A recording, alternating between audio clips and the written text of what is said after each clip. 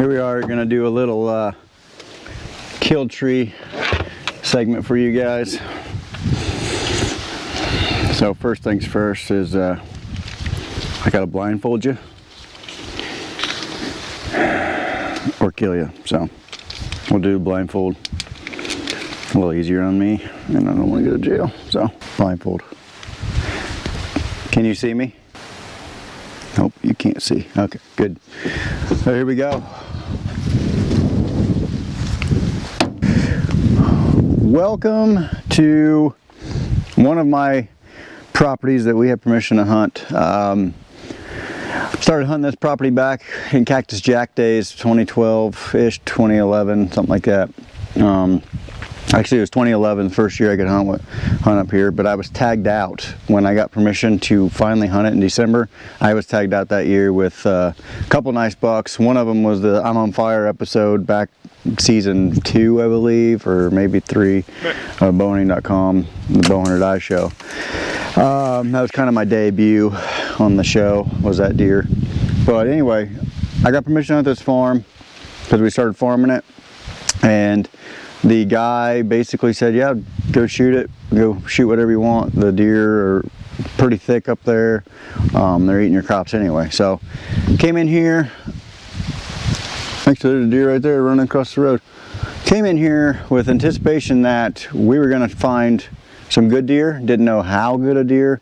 I knew Clinton hunted across the road, which in the past was phenomenal. So set up one stand, basically kind of in the middle of the farm, and I'll show you guys where I put this stand on Hunt Stand. Kind of in the middle of the farm, just basically more as an observation for late season, kind of figure out where these deer are bedding, where they're coming from, and how they're getting there. Because I'm tagged out, so we're basically shooting does and watching. Anyway, I put a camera up, get a picture of Cactus Jack right off the bat. So we know he's been over here. He's been living on this farm probably, because Clinton's only seen him a few times in the past.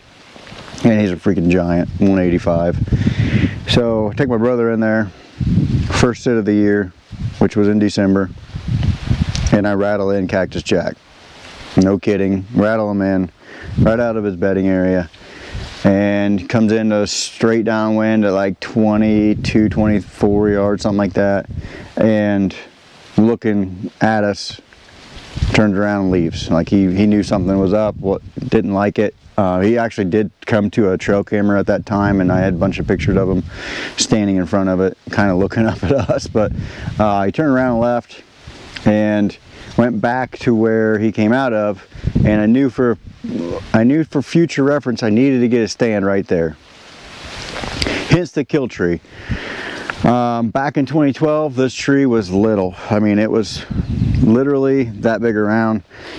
Couldn't really get in it, so I actually moved my stand a little bit down the fence row, and lo and behold, Cactus Jack kept walking by that kill tree. It just felt like it was too small to sit in it. It's in a fence row, kind of a nice little pinch point. Didn't feel like I was going to be able to hide in it, especially once the leaves fell off the trees. So moved it down the fence row a little bit, ended up killing a really nice deer out of it with my buddy from Kentucky on film. And Cactus Jack came out that night too, and walked out, came within 60 yards, walked right underneath the kill tree, but came within 60 yards of me, no shot on film, and he walked out of our lives forever that night. He got shot a couple days later during gun season from a guy from Mississippi, I've been told. And he went like 204 that year. So the only thing I got left of Cactus Jack is a set of sheds that were like 185, 186 that I found in August up here, and the encounters I had, which was like 7 encounters I think within bow range before gun season, and I just couldn't seal the deal due to lighting issues, or he wouldn't stop for a shot, or he was just a little too far. But I had him within 60 yards I think 7 different times that season. And if I would have been hunting this kill tree, he would have died the first time, because he walked right underneath of it. Every time I saw him, he walked underneath this tree. Fast forward a couple years, I ended up putting a stand in that tree, and I let the tree basically grow around this lone wolf stand. And It's a great spot. I killed a buck out of it, I think back in 2018. I've shot numerous does out of this thing. A lot of great spot for observation. If you got the right wind, you can get in undetected. And I'll show you how I do it. So let's get on the mower and follow me. Take you guys back here to this spot. Just to show you. Well, now that we're back here, I kind of tell you what we got going on here. So, big bedding area on the left here, which is to the west. So, most of the time, you have some sort of west wind. Lately, the last few years, we've been getting some east stuff come October, November, December, but I would say 75% of the time, you're having a north, northwest, southwest, or west wind in your favor. So back when I first got permission to hunt this property, and I had killed some big deer, but I was just really anxious and really wanting to get into that bedding area and see what was going on. Man, I had some great encounters with some great deer, Cactus Jack being one of them. I think it was literally like opening morning. I had him come in running with a whole group of deer and never got a shot. But by doing this for so many years now, I've learned that penetrating those bedding areas is good for if you can sit all day. But in my case, I can't sit all day, so I've got to get to where I want to be, where these deer are going, not where they've been, or where they've been laying all day. I can't get in there without jumping a deer. A whitetail's senses are outstanding. So getting into a bedding area on a noisy, crunchy November morning without busting deer is pretty hard to do, especially if they're already in there. So what I've learned is I'm going to set up here on the edge, probably most of the time in the evening, unless it's a rut, and I'm going to wait for them to come out of this bedding area. And the way this farm sits, I got a bedding area to the east, northeast, I got a pond to the north. All my food basically runs from the tree north, and then bedding area from the southwest to the northwest and to the west. It's all one big block. And these deer, most of the time, will come out of this bedding area. I've got two trails made right here that funnel down to the creek, where most of these deer will want to naturally come up to these food edges, food plots, whatever you want to call them. Feed around a little bit until almost dark, and then they'll go out to the big ag fields to feed.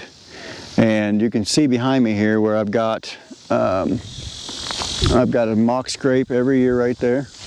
I've got a tree stand right up there in that corner. There's an oak tree up there.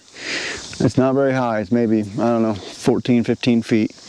And then I've got a wall of miscanthus, which is just a grass that doesn't spread. It's not invasive. It's just sterile, that variety. And I've got a wall grass that goes up to this grass lane, more for security. These deer feel a little more secure when you can't see them from the road. I used to be able to sit on top of that road and glass deer back here on this food plot and just watch them and see where they go. But now I can't see this food plot really because of this grass once that corn's out.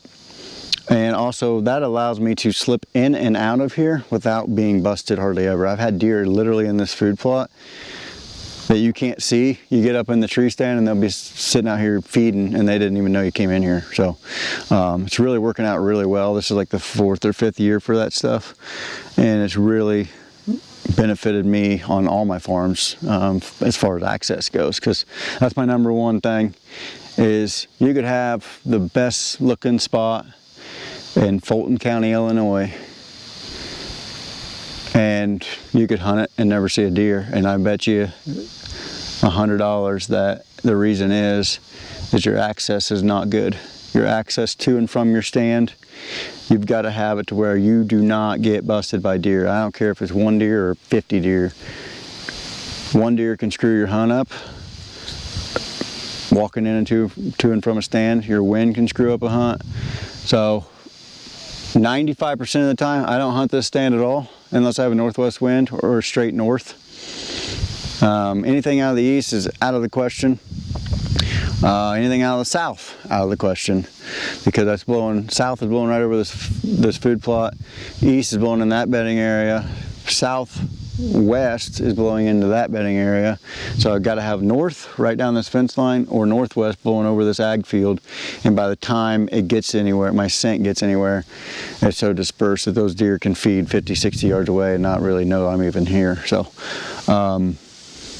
but this is my number one probably favorite hunting spot besides on my farm. This thing has killed 4 bucks that I know of, 4 bucks in 10 years. I've killed 2. One was in 2018, I believe. Just a really nice 8-pointer came right down this field edge. Look at that, there's a deer right there. Oh gosh, that looked like a big one. Got a northwest wind. Just went across down there. All I saw was his butt. I don't know if I got it on camera or not, but went into that standing corn. Looked like a big old bodied deer. I just got back here with the lawnmower and mowed all this. Shoot. Well, anyway, like I was saying, northwest wind is good for this spot. But I killed a buck out of here 2018, I believe, during the rut right here, or maybe 2019. Actually, it might have been 19. This stupid tripod. And I shot him right here. He died right down there on that field edge. And I shot one. I think it was the year after that I actually shot one. Or no, it's probably 2021. 22. It was in January, so New Year confuses me a little bit. I actually shot him out of that blind, but he was standing right up here underneath this tree for the show. It was cold, snowing. It was really cold that day. But I ended up shooting him right here, and he died down here in this bottom. So, and then I had a buddy shoot one, and my brother shoot one out of here. Both in the, my brothers were like 155-inch buck. And then my buddy Josh shot one. It was really old deer. Didn't have a, probably 140s class buck, but really old, like a big old bull deer. He shot it right out of that tree too, a couple years ago. So it's a great spot, easy to get to. It's a little far away from the truck, but I have an e-bike, and I'll literally show you here what I do. So I ride that bike, unless it's like just dead calm, no wind. I will ride that bike across this field, and I'll park it right there. And you can see my TV tower goes up to that tree stand. It's right there. Like, I park underneath of it. Kind of crazy to think, but it's worked out really well. Same way, if I hunt that blind, I park right there, throw the bike in the woods or the weeds, and walk to that blind right there. So works out pretty well. It's a great little spot. Little honey hole. It took a while to figure out, but it's just a natural funnel for these deer. This is where Cactus Jack lived back in 2012, 2011. That night that I shot that CJ Junior buck with my buddy Josh, we were right down here on the end of this field, or this fence row, because these trees were all too little to put stands in safely and hunt 2 people out of. So we ended up hanging a set down there. I shot that buck. He died where that deer just came out of. He died right there. Cactus Jack ran down here, assuming he worked this scrape that I always have right here underneath this tree. And then he walked this field edge, because I was grunting and calling and growling and pretty much in desperation mode trying to get that 200-inch deer close. And he walked down this field edge within 60 yards of me, and we just didn't have a shot on film that we felt really good about. So he walked out of our lives forever that night. 2 days later, he got shot, so with a gun across the road. So, but yeah, it's a great spot. And after that, I said, screw the small tree. I'm putting a stand in it, and I don't care what people say.